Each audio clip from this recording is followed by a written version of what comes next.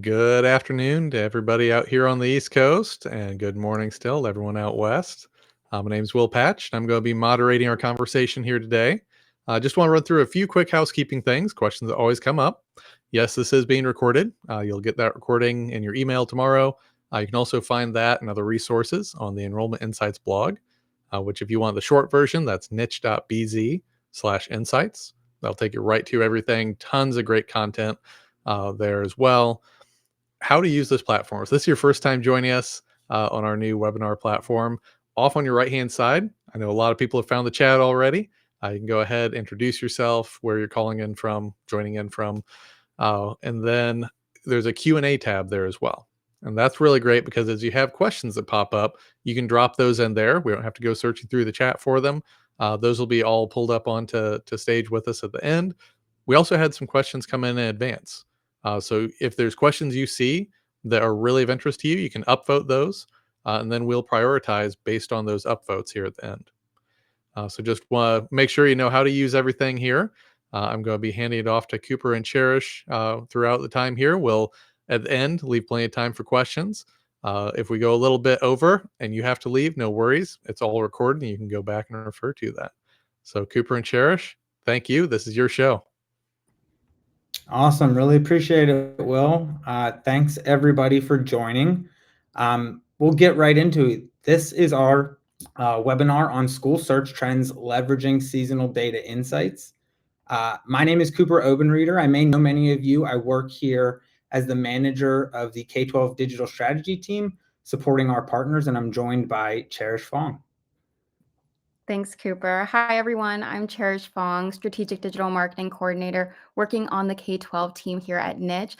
Thanks so much for joining us today. We're really excited to dive deeper into school search trends and how you can leverage seasonal trend data in your marketing strategies. So going through what you can expect today, first we'll discuss who we are at Niche and what we do for students and families. Next, we'll dive into our data and show you our analysis of those seasonal trends. Then we'll discuss the importance of those trends and how they can impact your marketing strategy. And then finally, we'll provide strategies using our data that you can leverage and implement yourselves. But without further ado, I will pass it back to Cooper, who will give you a better sense of who we are at Niche. Yeah, so for those of you who do not know, Niche is really a key resource in where families choose their school. Our mission, first and foremost, is to make that really difficult decision for families easy, transparent, and free. And that really kind of manifests as them using our platform to search among schools, compare different options, narrow that list, and then hopefully apply with you people and end up winding at the school that fits them best. The data that we're going to talk through today is really about those families using the platform. Just last year, 29 million families were on the platform looking at schools, looking at what you all have to offer for their children. That was 24 million views for private schools and 5.2 million views for boarding schools, with every other school type represented on the platform and getting a piece of that viewership. What Cherish is going to take over from here and dive into is how that traffic looks throughout the year, and again, how you can start to leverage it in your marketing strategies. Great. So now that you have a better understanding of who we are, let's go ahead and get into our seasonal trend data. So you may be wondering, what exactly are seasonal trends? Our seasonal trends are essentially an in-depth analysis of data spanning from 2021 to 2023 based on niche traffic and performance. So we've taken that data and broken it down by school type. So we're able to look at seasonal trends specifically for schools like public, private, charter, boarding, religious, online, Montessori, and specialty schools. And our data features multiple different metrics. We'll mainly be looking at monthly page views, which shows general traffic patterns for niche.com. So you'll want to think of this one as parent or student interest. And then the other metric we'll be focusing on is monthly impressions, which are the digital delivery patterns for our niche partner remarketing. So in this case, you'll want to think of that as advertising competition. And just to give you some context and help you understand the scope and magnitude of our data, Niche is the largest pre-K to 12 research site on the web with the most traffic from prospective parents. So we reviewed data over the past 3 years, and we've seen over 166 million views of pre-K to 12 schools on Niche. And along with that, we've also served over 912 million targeted ad impressions to prospective parents and students. And our efforts throughout those years have garnered over 7 million clicks from our audience, just to give you an idea of our impact in the market.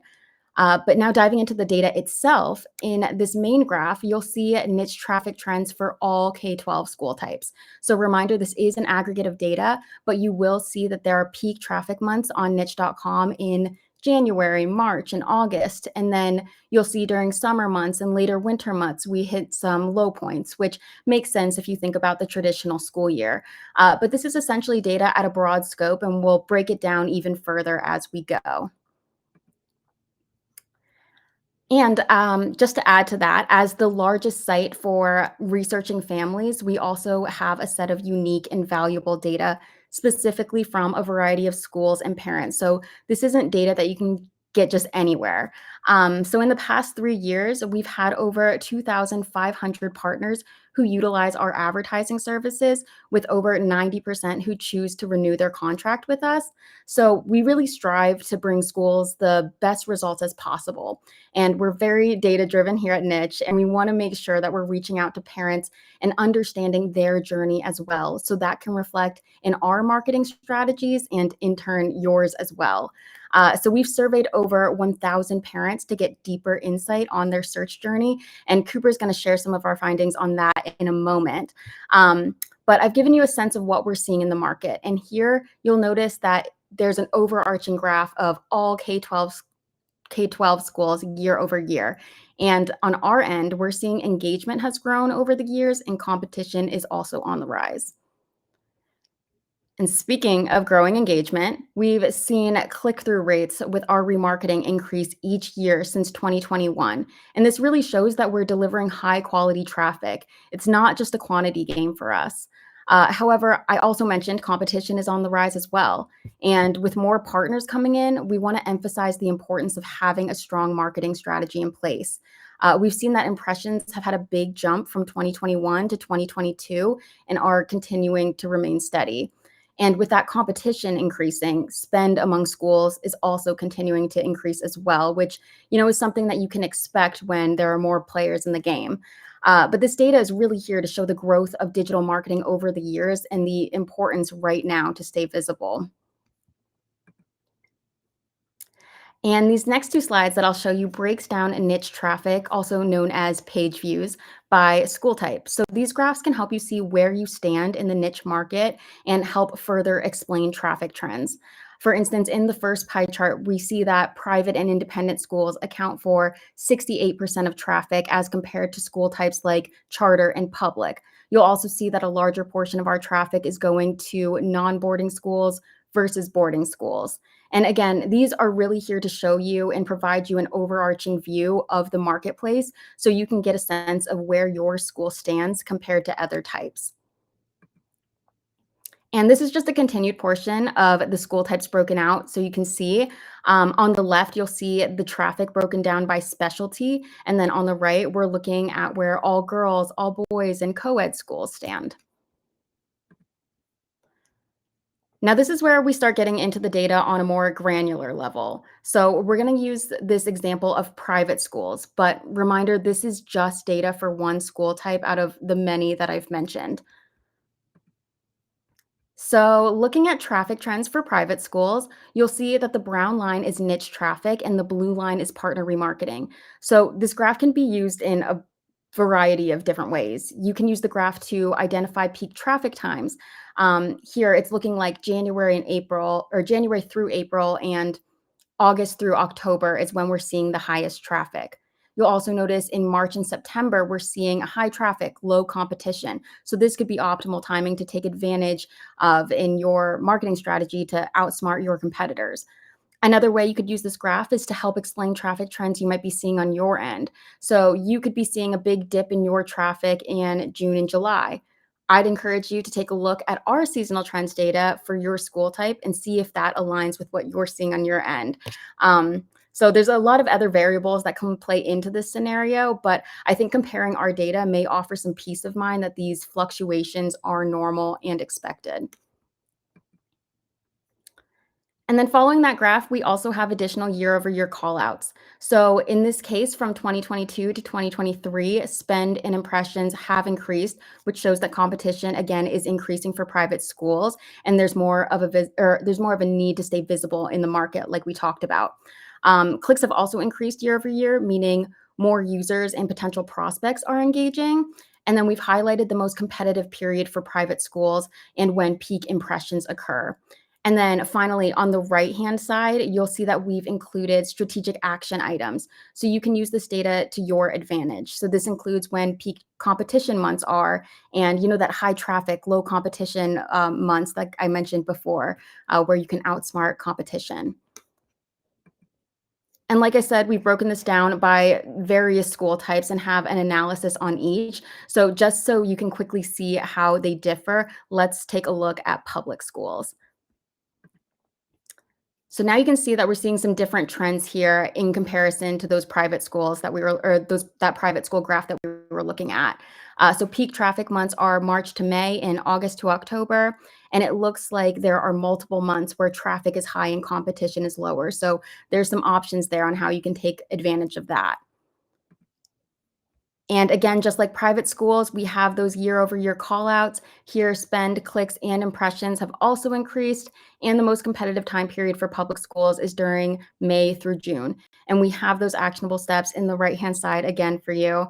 But I know I've thrown a lot of data your way and what's available to you. So I'm going to pass it back over to Cooper to further discuss why these trends are important. Yeah, thank you, Cherish. I really appreciate you running through what is really the tip of the iceberg on that data set. Hopefully it got everybody's wheels turning. A lot of that data represents, again, action on niche, both from parents who are viewing schools as well as reviewing schools. But like Cherish mentioned earlier, we also have direct access to those parents through different surveys and outreach that Will's team runs. And so what we wanted to do going forward is try to take some of that data and help contextualize it with what we're seeing from parents and the feedback we hear directly from them. So if we think about these trends and why the cycles are important to be aware of, first and foremost, parents are telling us more often that when and where they want to be engaged is really going to be important to creating the best experience for them. We all know that whether it's schools or any other shopping experience, you're really the buyer's in control, that searcher's in control, and that's just as true about schools. And to that end, meeting parents at the right time and place helps you create the strongest chance of winning that family. A lot of what we want to come from this call is how can this data equip you to be as effective as possible? That's really the theme of the last one, effective being that we know you all are sometimes pressed for resources and staff, and that making the most of your budgets and your efforts is important. So we want this data to help you maximize your efficiency and essentially work as smart as possible.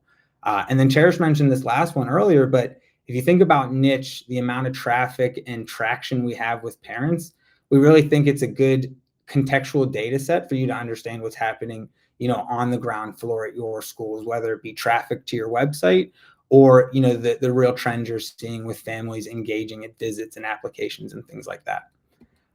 Taking that a step further, education, we all know, is very cyclical. In researching parents, we found out that their journey, mirrors that cycle, but can precede it as early as 2 years before enrollment. So what I mean by that is while we all have the typical application, admissions, and enrollment cycle, parents are starting that journey well far in advance. When we surveyed parents that Cherish mentioned, a very small minority, only 7%, were not actively searching. They were essentially content with their local public school. The vast majority were looking, and some of them were looking as far in advance as a year, 2 years. You see here represented in the graph. So the idea being here is that you want to pay attention to the cyclical nature of when parents are searching and making decisions, but also know that those don't necessarily happen in sequential order. You're going to want to be where parents are as early as possible. The next theme that we're going to revisit is that the search process really doesn't start with them contacting you or visiting your school directly, at least more often than not. In the survey, we found that it's important to be proactive, meeting parents where and when they plan to engage. At the bottom, you see here the 3 biggest places that parents said were critical to how they discovered a school. First and foremost, the internet, right? A lot of them are starting with a broad Google search. We all know the importance of having a well-maintained website, being online, being, kind of at the top of SEO searches. That's going to remain critical, and it happens, year round. But followed closely after Google search are 2 things that I think are eerily similar, and you can see it in the percentages represented. It's word of mouth, and then review sites like Niche or these trusted third parties.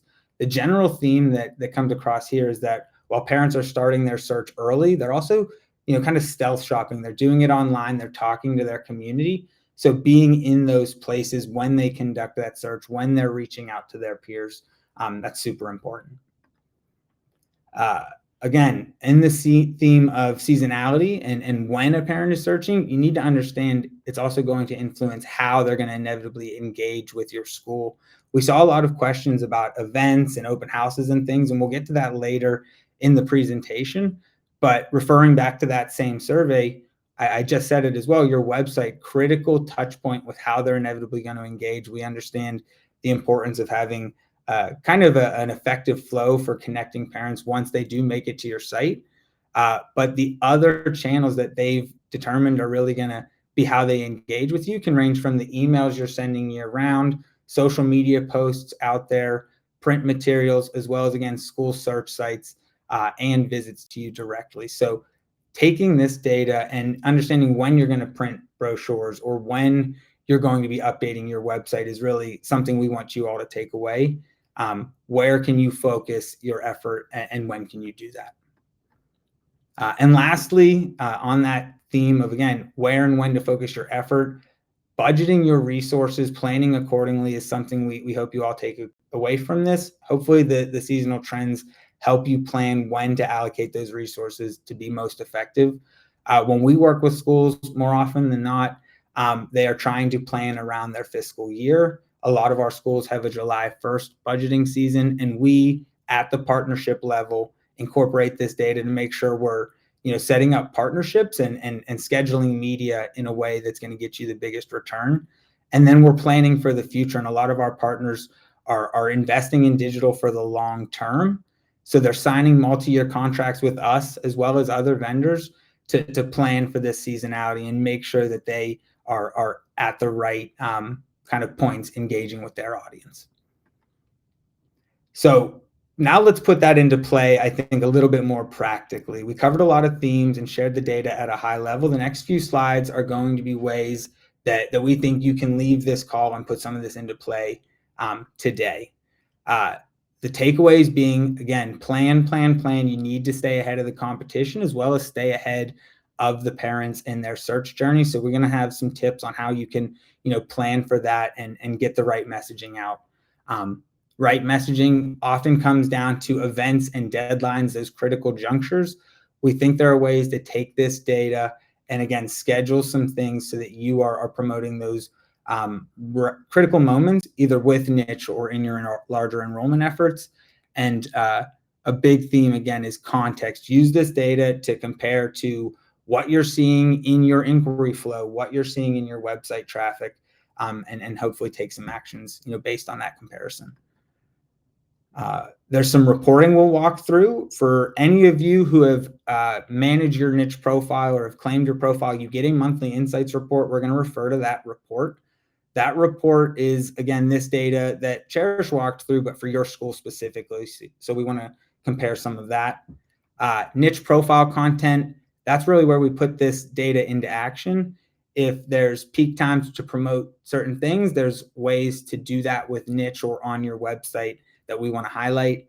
And then something we haven't talked to yet, but is kind of an extension of today's call, is your own analytics. We've talked a lot about niche data, what we have access to.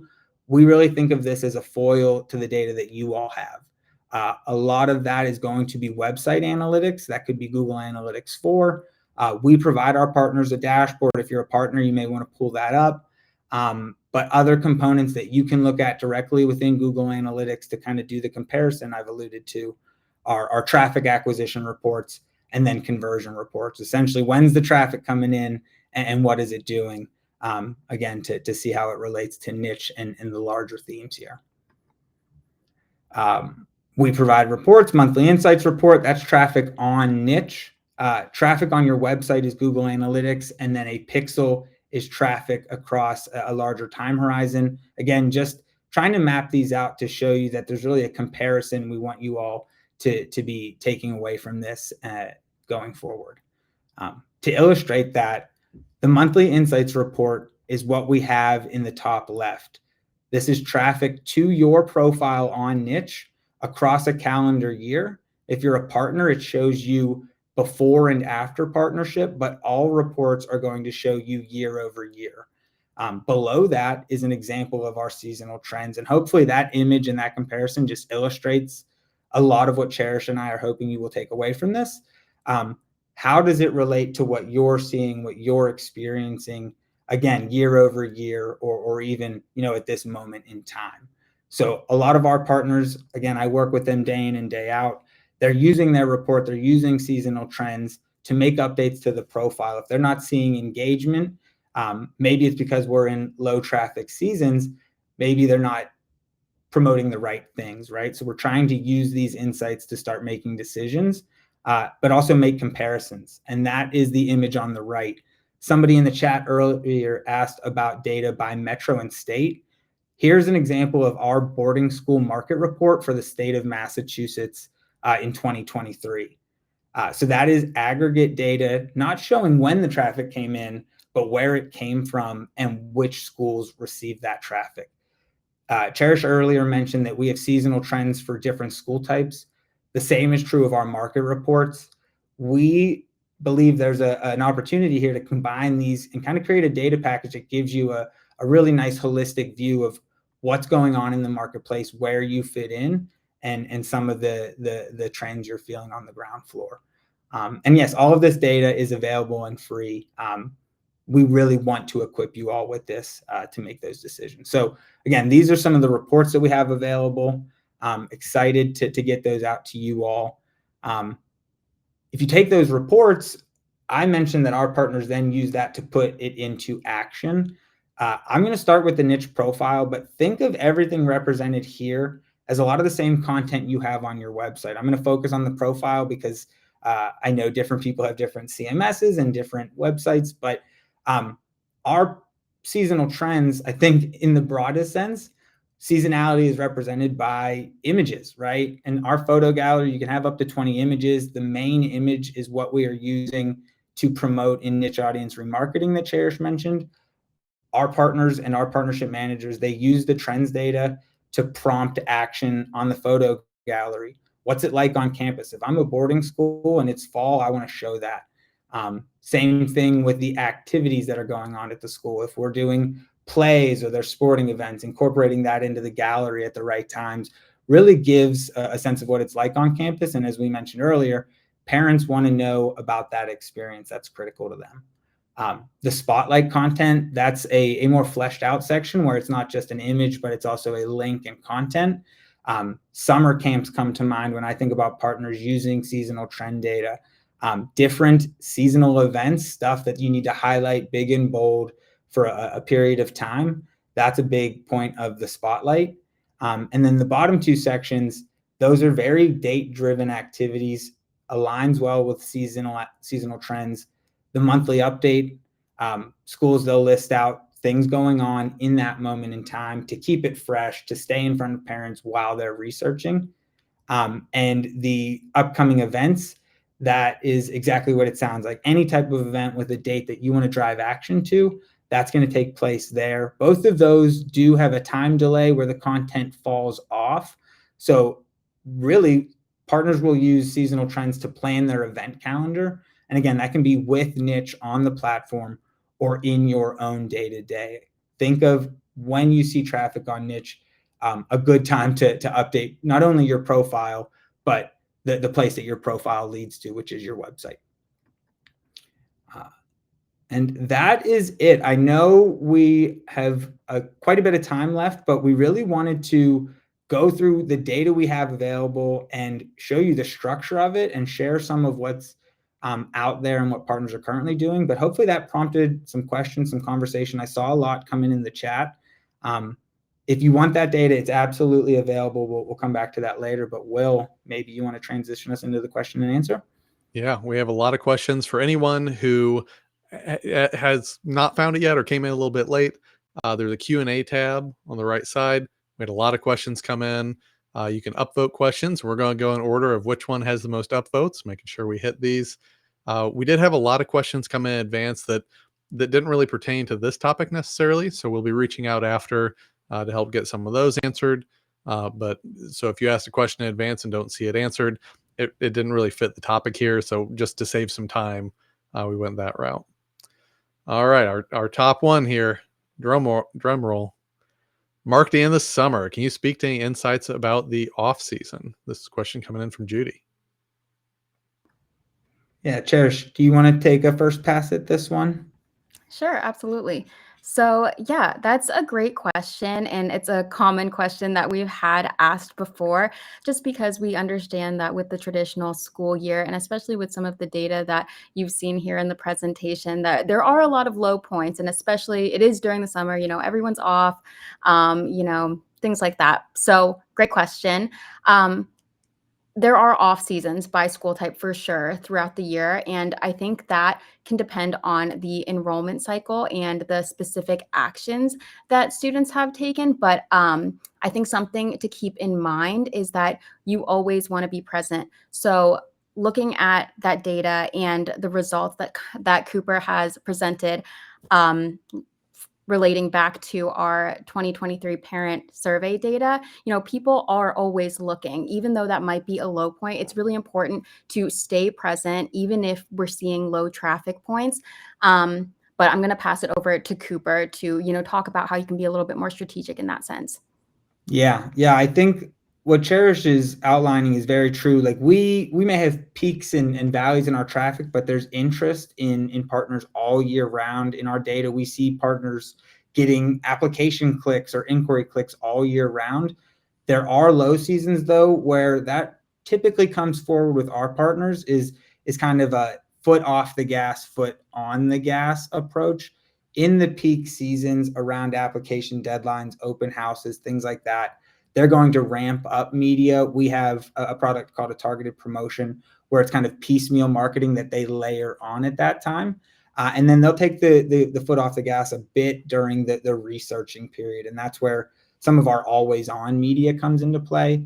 But long answer short is you definitely want to be mindful of off seasons and reflect that in kind of how aggressive you're going. But probably never a good idea to take your foot off the gas entirely. Yeah. Next one here from Kira. During the school year, when is the best time to invite prospective families to on-campus open houses or information sessions? It's a great question as well. You saw in the data earlier that, after online, that open house or info session was probably the most critical juncture.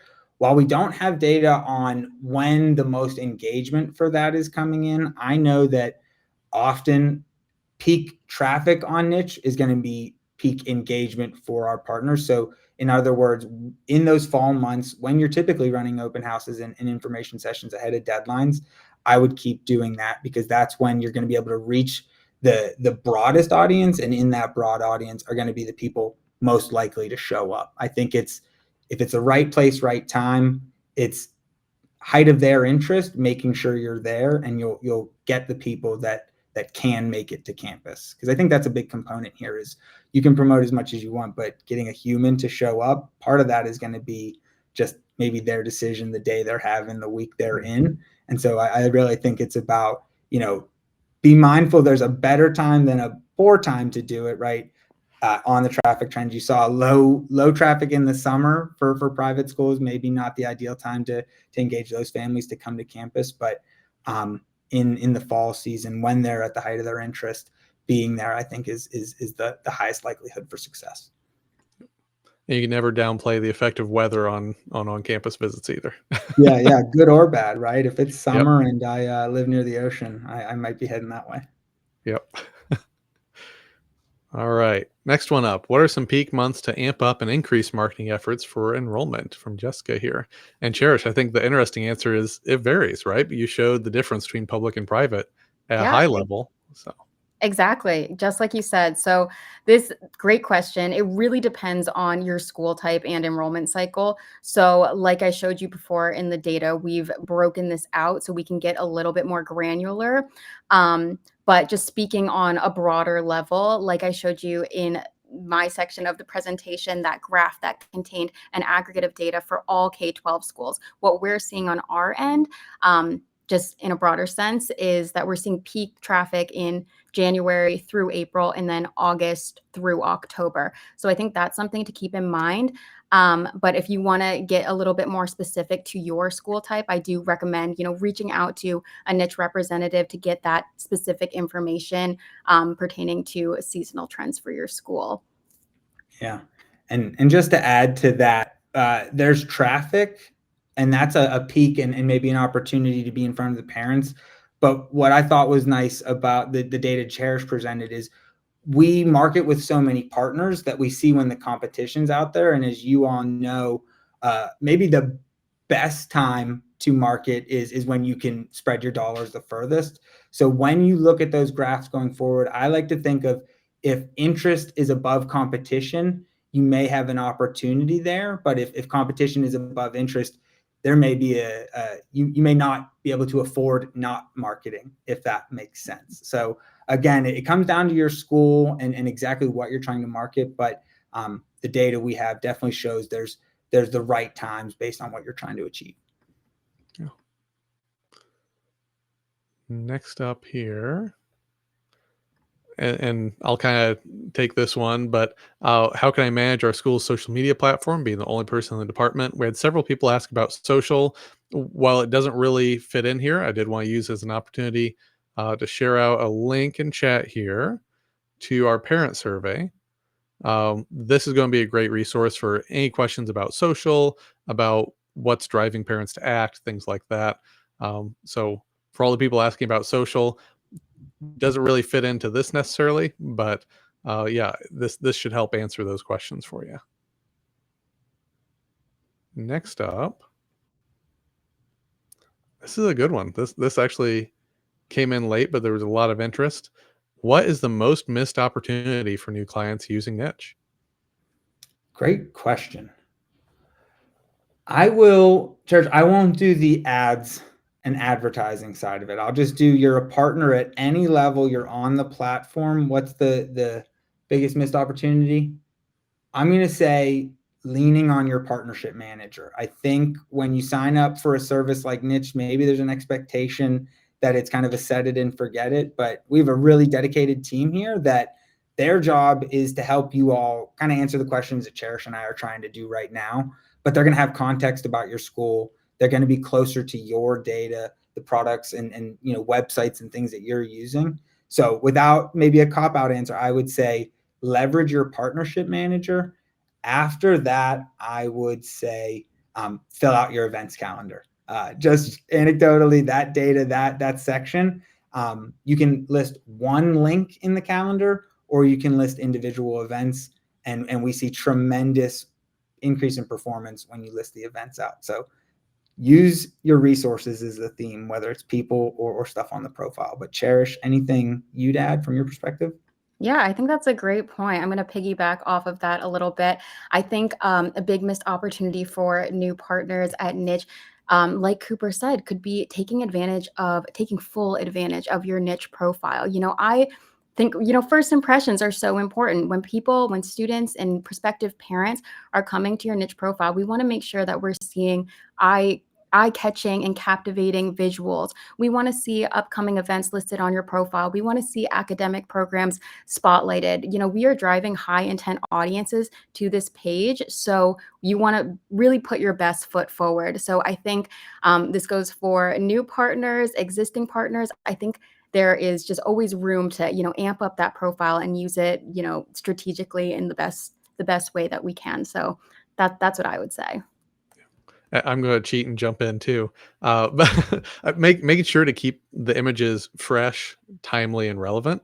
If you have an image you haven't changed in a couple of years, um, okay, not great. But think about what's going on that time of year. If it's around the first day of school and you have traditions around that, show those on the profile. If you have a big fall service event or a big fall all school activity, show that at that time. If it's winter and you're somewhere where it snows, don't try and hide that fact. Showcase it. What's it look like? Kids out playing in the snow, your beautiful campus covered in snow, things like that. Spring, we love seeing the flowers pop up. Love seeing the kids getting outside again. Just don't ignore the timeliness of things, and just say, well, we're good. If you just drop, let's say, a 15-minute meeting on your calendar every other week to just get an eye on it, and this I would say applies to every relationship you have, just check in on it and say, "Oh yeah, I forgot we had this event and I didn't add it to our profile." Or, "Well, I think we could tweak that link because we're not seeing as much engagement with that specific link. Let's test out a new one." And there's lots of little things, but don't let it go by and suddenly it's been 2 months and you've completely forgotten how to log in even. All right. Next one here. Any tips for filling up specific classes without over marketing to the whole program? Yeah, I'll take one pass at this. Again, I'm going to relate it to the profile because I want to be mindful of different tools that different people on the call may have. If there is someone who you want to catch their attention, it's about, helping them see themselves at your school. So when I'm working with someone trying to get younger grades filled, you can believe that the profile is emphasizing younger faces, right? And if I have student athletes I'm trying to attract, that's going to be big and bold on the profile. Things like that go a long way. We have a lot of marketing services where you can start to tailor things in the direction of a certain type of family or student, and Cherish can probably speak to that. But I think without over marketing the whole program, or even just casting too wide of a net, the simple things, it's the devil's in the details when you think about, can this family see themselves there? And that comes through in kind of the content that you're posting. Yeah, exactly. Yeah, so our trends that we presented aren't really necessarily split by program or grade level, but like Cooper mentioned, we are able to get in front of those families researching specific school programs or just schools in general. And just to speak a little bit more about those targeted promotions that Cooper mentioned, we've run a lot of seasonal campaigns for schools in the past who utilize these like 30-day promotions that we run. And these promotions are specific into highlighting like key programs and events. And you can also utilize our seasonal trends, like we mentioned before, on the timing of those. So that's another strategy to take. Mhm. All right. Can I use Google Ads through Niche?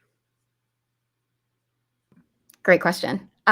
So we can't directly link to your Google Ads per se. So if you have your own Google Ads account for your school, we won't really be able to connect to that. However, like Cooper and I have been mentioning before, we do offer our digital marketing services where we can run Google Ads for your school across the Google Display and Search network using our high intent remarketing audiences.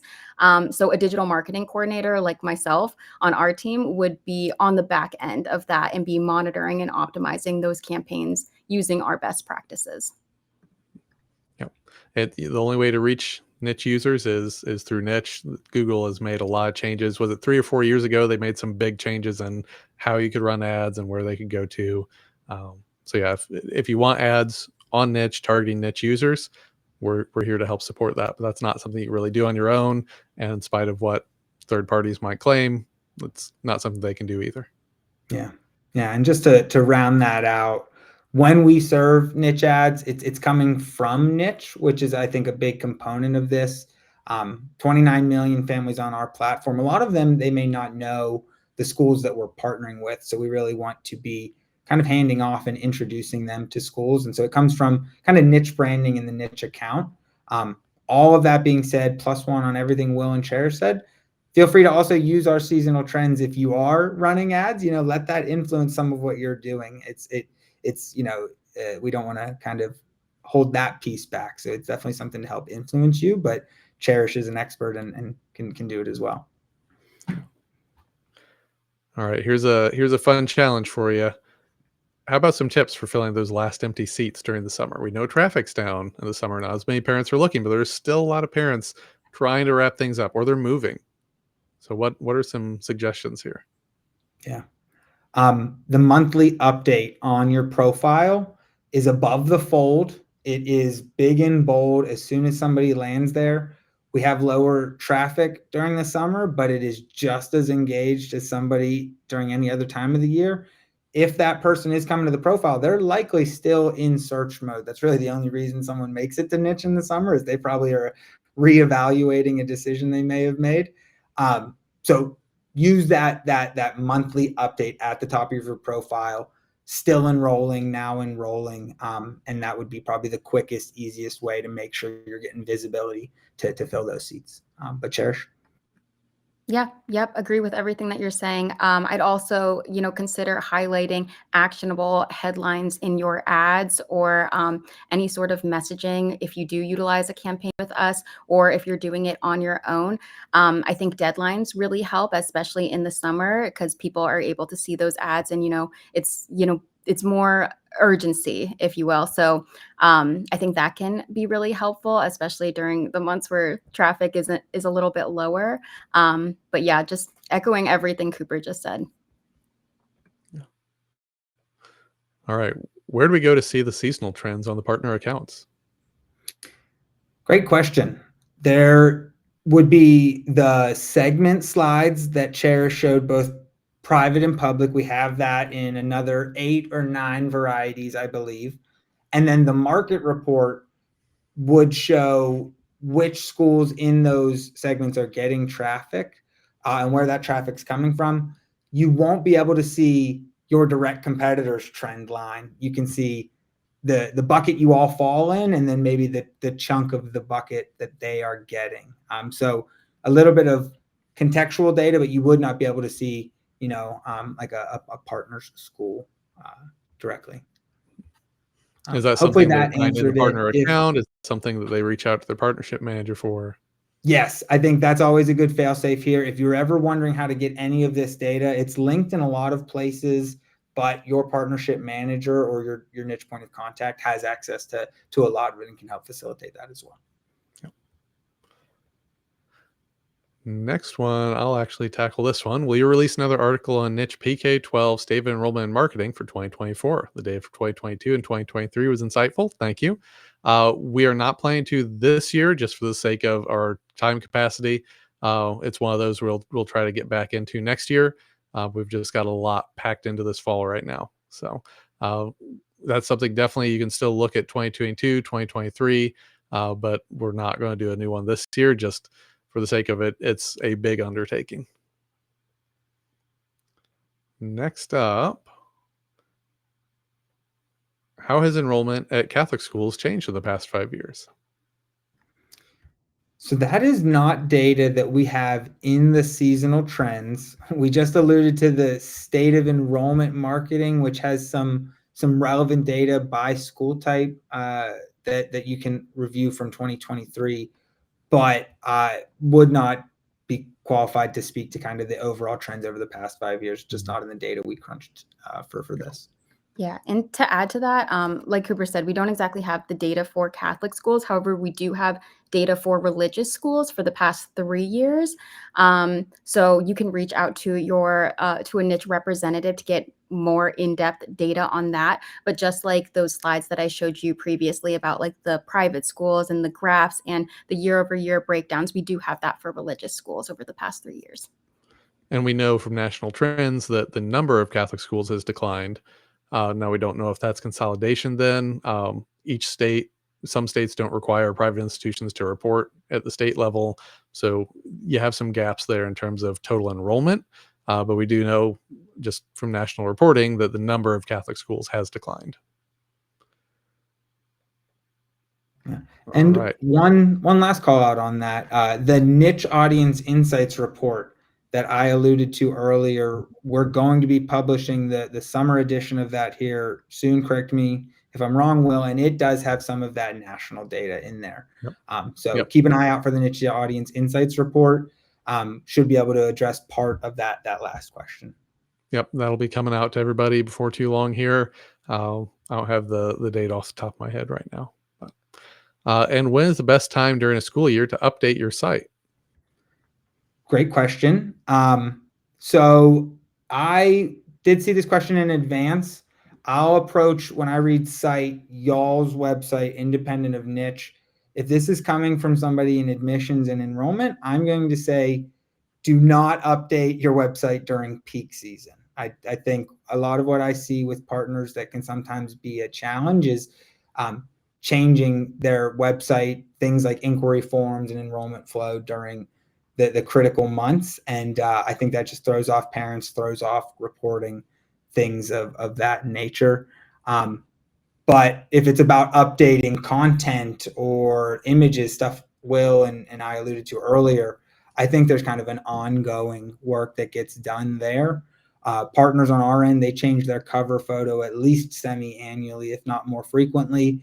They're changing links and content really seasonally. Again, the essence of this is they're really trying to have that stuff always be fresh. So marketing content kind of ongoing, more of the plumbing of how the enrollment and stuff takes place. I'd say anytime but your peak season.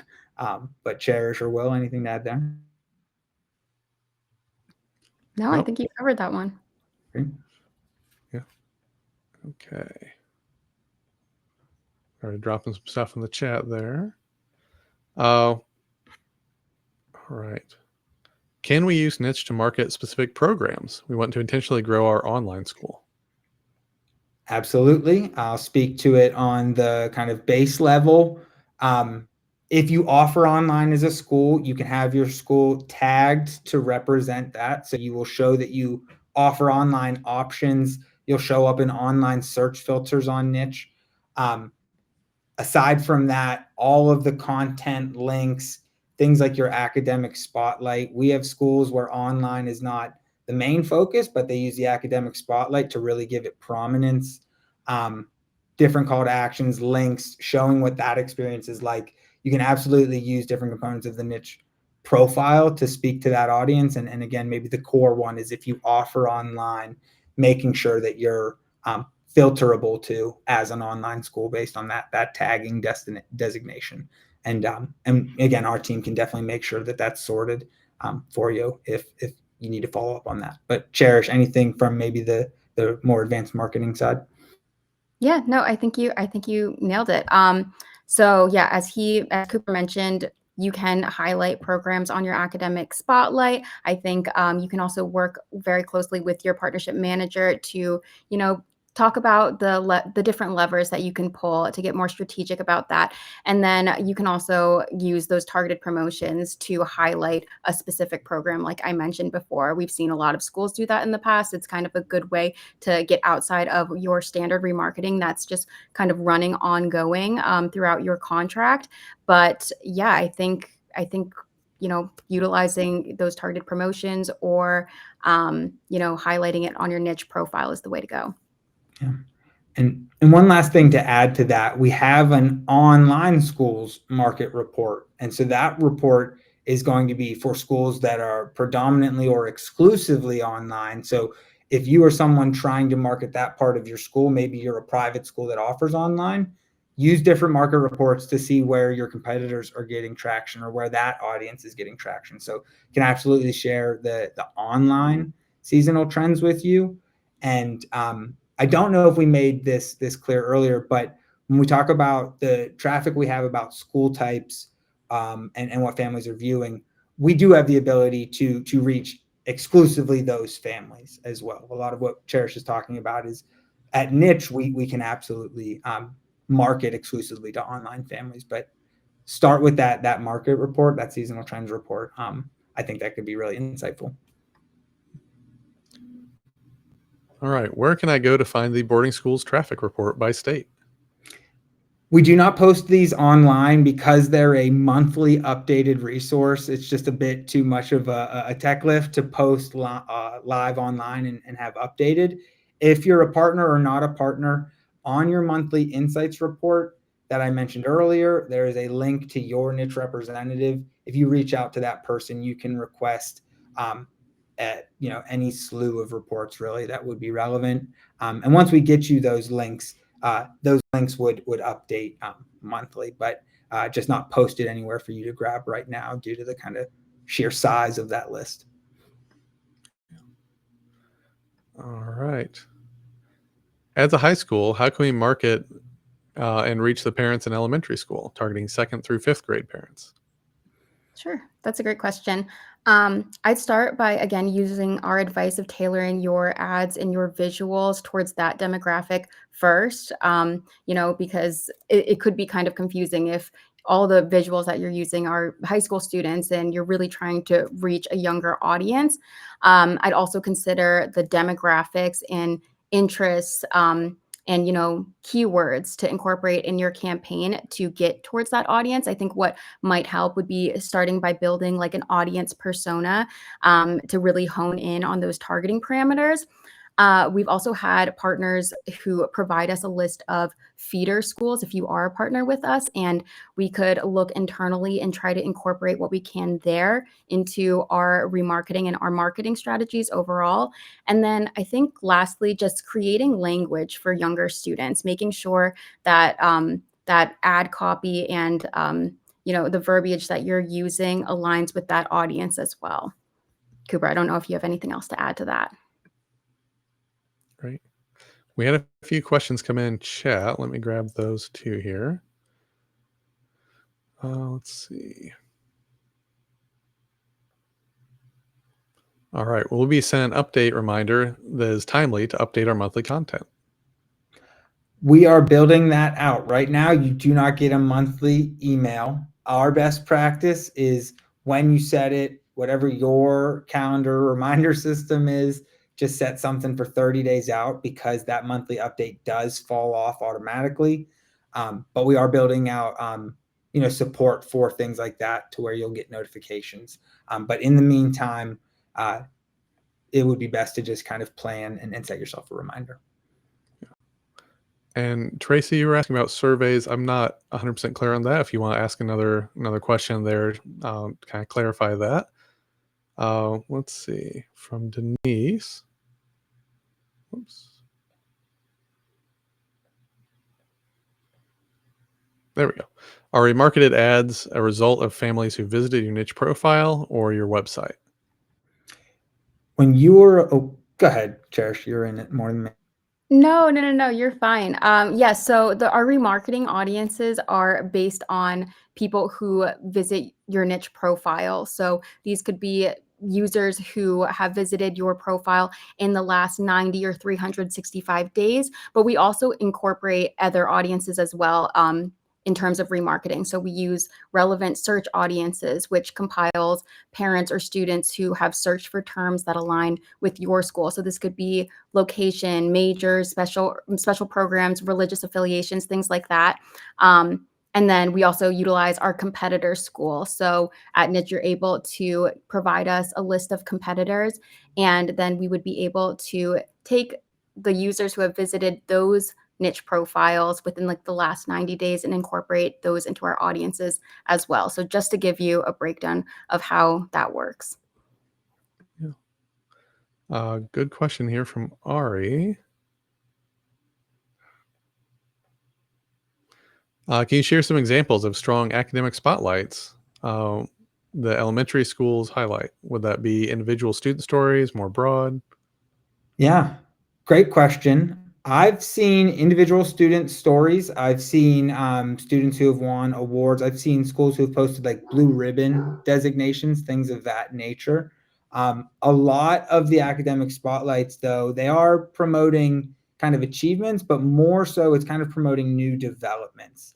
I think a lot of STEM lab development, anytime a new building or something that really warrants its own kind of time in the light is what a lot of schools post, and that's where I see most engagement on that section of the profile. So you can definitely do individuals and kind of true achievements, but the typical thing that our partners are posting there are kind of what's new and exciting, and that typically is a new program, new building, some kind of new offering for their community. But great question. Yeah, and what's nice about the academic spotlight too is that it's not necessarily permanent. You can update it whenever, and you can also update it to relate back to seasonality, like we mentioned before. So, if the program that you're highlighting ends and you want to swap it out for something else, you can definitely do that. I've also had schools use the academic spotlight to highlight maybe a program or even an audience that they're trying to reach. I've had a school utilize that section to, really try to get focused on their international student program or their exchange program, things like that. So I think there's a lot of ways you can be strategic with that. But it is something that you can keep on adjusting as the seasons change as well. All right. Next up here, with niche owning homes.com, it's a strong partnership. We don't own them. That would be a big undertaking. But yeah, so for anyone who doesn't know, if you've seen those great ads about homes.com, about finding schools, finding more information about places to live, that's our partnership. They're talking about us there. We're going to be seeing, will we see something in the future making us aware of potential new families based on zip code? So how do we connect to places to live? Yeah, great question, Jennifer. Right now, no list or anything with zip codes and family names, but we definitely are incorporating those researching families into the experience on Niche and how we support our partners. We know that kind of what you're alluding to, new families moving into the market, probably first or second decision they're making is where they go to school. It's a big reason homes.com and Niche have partnered. The way we are deploying that and leveraging that for families now is that schools are showing up on the neighborhoods or places to live section of our site. So independent of being a partner, schools show up over on that side. There's places to live, which is or places to live is that section of the site. And then there's sponsored listings on that section of the site too. That is active advertisements that show up in the list of best places to live, Orange County, if you will, or best places to raise a family, Philadelphia. So we are running ads for our partners on that side of the site. That side of the site is using some of the school listings. And then schools are also showing up on homes.com, but we are not actively giving out addresses. Oh, perfect. And a realtor pronounced it.